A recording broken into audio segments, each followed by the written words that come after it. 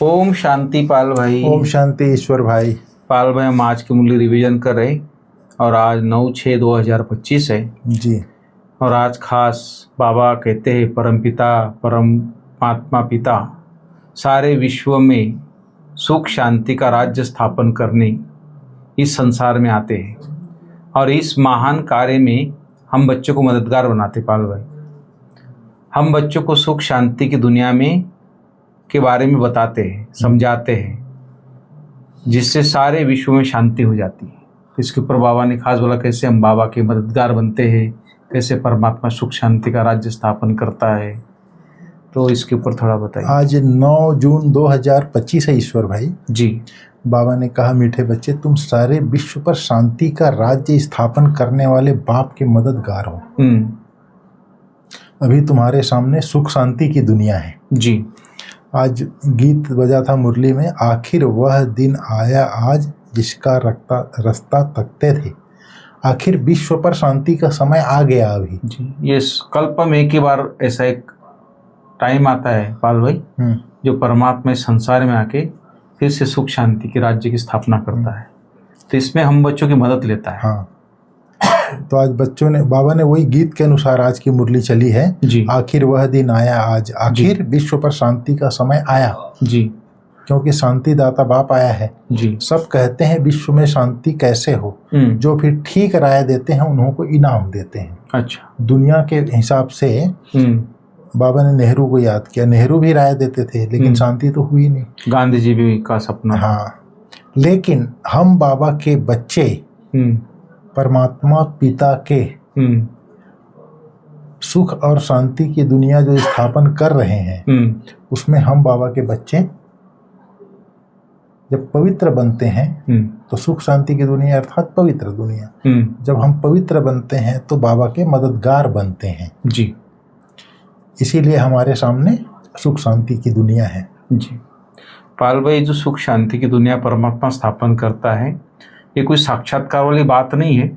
ना कोई ऐसी बात है कि एक बार परमात्मा आ जाए और साक्षात्कार हो जाए उससे लोग, लेकिन बाबा यह पढ़ाई पढ़ाता है। परमात्मा इस संसार में आके ब्रह्मा तन का आधार लेके हम बच्चों को पढ़ाते हैं, समझाते हैं ज्ञान क्या है, भक्ति क्या है, कर्मों की फिलॉसफी क्या है, कैसे आत्मा में दैवी गुण थे वो लॉस हो गए, फिर से कैसे आएंगे।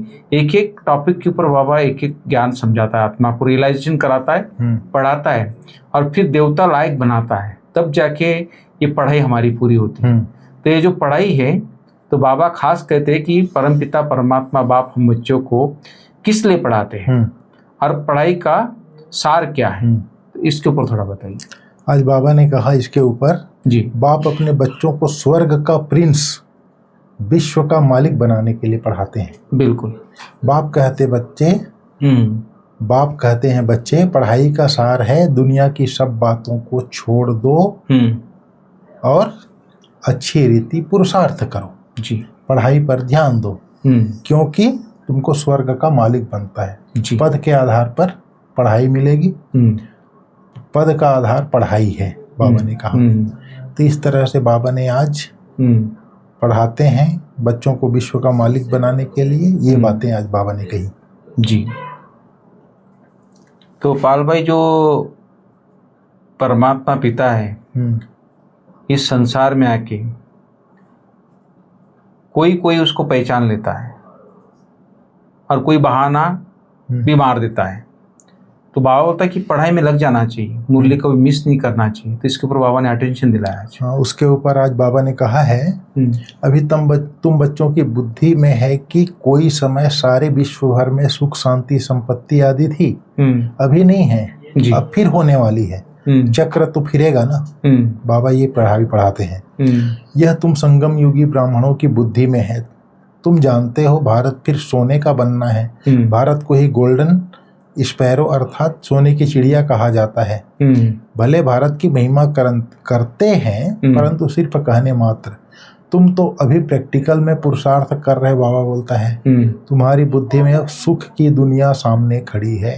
फिर बाबा ने कहा, अभी तुम बच्चों की बुद्धि में हैं, अब हमारे सुख के दिन आने हैं जी, जिसके लिए पुरुषार्थ कर रहे हैं। बाबा ने पुरुषार्थ भी बहुत सहज बताया है। ड्रामा अनुसार कल्प पहले मुआफिक यह सर्टेन है, अर्थात निश्चित है।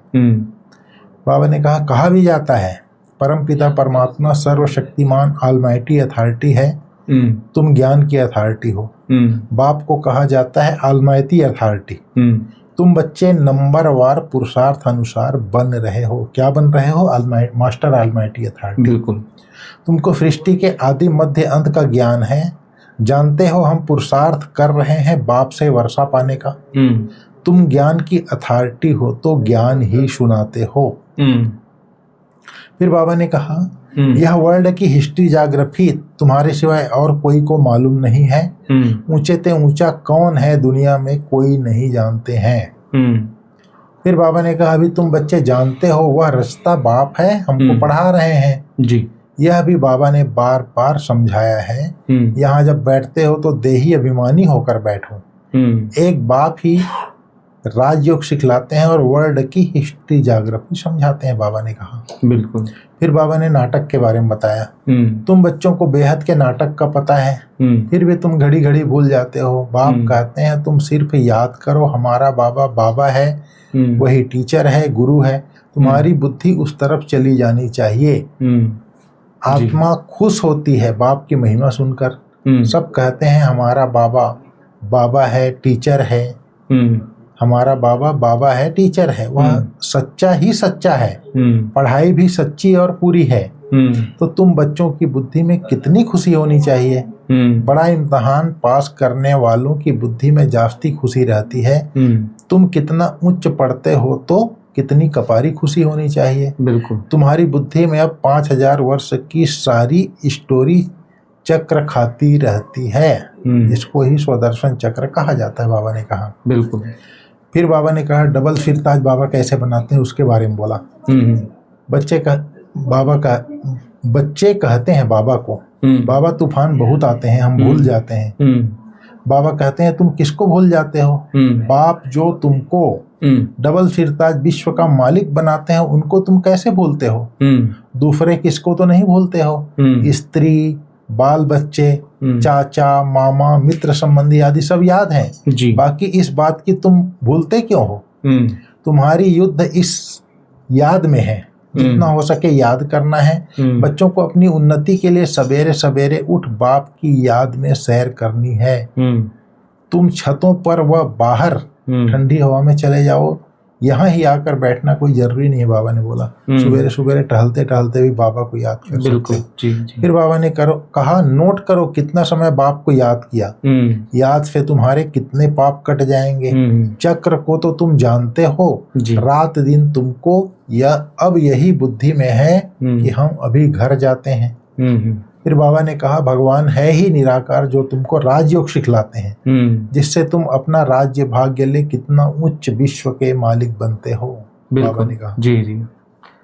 सारा मदार है पाल भाई अनुभव की अथॉरिटी। अनुभव वाला व्यक्ति कभी डगमगाता नहीं है। इसलिए बाबा ने बहुत अच्छी बात कही आज कि बच्चे सवेरे सवेरे उठकर परमात्मा पिता की याद में पैदल करो और परमात्मा से जो बाबा से जो अनुभव होता है उसके अनुभव की अथॉरिटी बनकर फिर दूसरों को भी सुनाओ। बिल्कुल। तो ये बड़ी बात है, अनुभव की अथॉरिटी बनना है। फिर आज उसके बाद बाबा ने कहा भगवान आकर राजयोग सिखलाते हैं, उनको ही गीता कहा जाता है। अभी तुम बाप से पढ़ते हो जिससे स्वर्ग का राज्य पाते हो। जिसने पढ़ा उसने लिया। ड्रामा में पार्ट है ना, ज्ञान सुनाने वाला ज्ञान सागर एक ही बाप है। वह ड्रामा प्लान अनुसार कलयुग के अंत सतयुग के आदि के संगम पर ही आते हैं। कोई भी बात ने मुझो नहीं, बाप इसमें आकर पढ़ाते हैं और कोई भी पढ़ा न सके। यह दादा भी आगे कोई से पढ़ा हुआ होता तो और भी बहुत इनसे पढ़े हुए होते, बाबा कहता है। अच्छा। अभी तुम बच्चों की एम ऑब्जेक्ट सामने खड़ी है। हमारी एम ऑब्जेक्ट क्या है? श्री लक्ष्मी श्री नारायण जी। हम यह बनते हैं, यह है ही नर से नारायण बनने की सत्य कथा। फिर बाबा ने कहा बाबा बहुत सहज बताते हैं, तुम आत्मा हो, परमात्मा को याद करो तो तुम्हारा बेड़ा पार हो जाएगा। कहाँ चले जाएंगे? शांति धाम, सुख धाम जी। और सब कुछ भूल जाओ, जो कुछ सुना है पढ़ा है वह सब भूलकर अपने को आत्मा समझकर बाप को याद करो तो बाप से वर्षा जरूर मिलेगा, बाबा ने कहा जी। बाप की याद से ही पाप कट जाते हैं। कितना सहज है, बाबा कहता है। तो इस तरह से बाबा ने कहा फिर बाबा ने समझाया है, मूल बात है याद और ज्ञान। बाप को पहचान लिया तो फिर पढ़ना शुरू करो, तो तुम भी यह बन जाएंगे। बाप को पहचान लिया तो पढ़ना शुरू करो, तो तुम भी यह बन जाएंगे, श्री लक्ष्मी श्री नारायण जैसा बन जाएंगे। शिव बाबा जो पतित पावन है, कहते हैं मुझे याद करो तो पावन दुनिया का मालिक बन जाएंगे। जी। बाबा ने कहा तुम्हारे ऊपर जो कट जंक लगी हुई है आत्मा में, उसके लिए बाप कहते हैं मुझे याद करो। बिल्कुल। शिव परमात्मा कहते हैं कि मुझे याद करो। तो इस तरह से आज बाबा ने सारी मुरली में ये बातें बताई। जी पाल भाई, आज का वरदान बहुत अच्छा बाबा ने कहा है। बाबा बोलते हैं सर्व के गुणों को देखते हुए स्वयं में बाप के गुणों को धारण करने वाले गुणमूर्त हो। इसके ऊपर बाबा ने बताया गुणमूर्त हो। आज बाबा ने कहा संगम युग पर जो बच्चे गुणों की माला धारण करते हैं वही विजय माला में आते हैं। इसलिए होली हंस बन सर्व के गुणों को देखो और एक बाप के गुणों को स्वयं में धारण करो। होली हंस। जी। हंस क्या करता है? मोती चुकता है। मोती चुकता है, कंकड़ को छोड़ देता है, दूध में से पानी अलग कर देता है, दूध को पी लेता है। तो इसी प्रकार बाबा बोलते हैं आप पवित्र हंस हो। तो आप बच्चों को अच्छाई देखना है, बुराई को छोड़ देना है। जी। सर्व के गुणों को देखो और गुणों को नहीं देखो, एक बाप के गुणों को स्वयं में धारण करो। यह गुणमाला सभी के गले में पड़ी हुई हो। जी। गुण देखने की गुणमाला।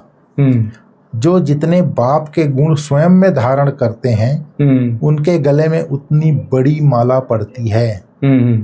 गुणमाला को सिमरण करने से स्वयं भी गुण मूर्त बन जाते हैं। इसी की यादगार में देवताओं और शक्तियों के गले में माला दिखाते हैं। जी।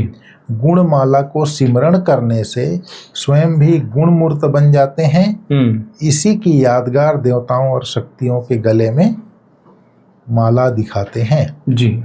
इस तरह से बाबा ने आज कहा गुण देखना है, गुण उठाना है, गुणों को धारण करना है। पाल भाई, आज का स्लोगन साक्षीपन की स्थिति के ऊपर है, उसके ऊपर थोड़ा बताइए। साक्षीपन की स्थिति अर्थात उसके ऊपर बाबा ने कहा साक्षीपन की स्थिति ही यथार्थ निर्णय का तख्त है। जी। साक्षी अर्थात बाबा ने कहता है, एक तो साक्षी होता है कि कोई भी बात होती है उसको साक्षी होकर के देखो बोलता है, लेकिन हमारा बाबा कहता है साक्षी अर्थात मैं आत्मा इस शरीर की मालिक, इस कर्म इंद्रियों के द्वारा कर्म कराने वाली आत्मा हूँ। शरीर से भिन्न मैं एक आत्मा हूँ, इस शरीर का भी मालिक, कर्म इंद्रियों द्वारा कर्म करा रही हूँ। इस स्थिति में हम स्थित होते हैं। तो ये बाबा बोलता है यथार्थ निर्णय का तख्त है। मैं आत्मा शरीर का मालिक हूँ, यहाँ पर भिक्टी बन आत्मा में बैठा हूँ। जी। तो उस स्टेज में रहेंगे तो हम यथार्थ निर्णय कर सकेंगे, अर्थात सत्य क्या है, असत्य क्या है, अच्छा क्या है, बुरा क्या है, व्यर्थ क्या है, समर्थ क्या है, इस चीज को परख सकते हैं। जी। ठीक है भाई साहब। जी। Thank you. ओम शांति पाल भाई। ओम शांति।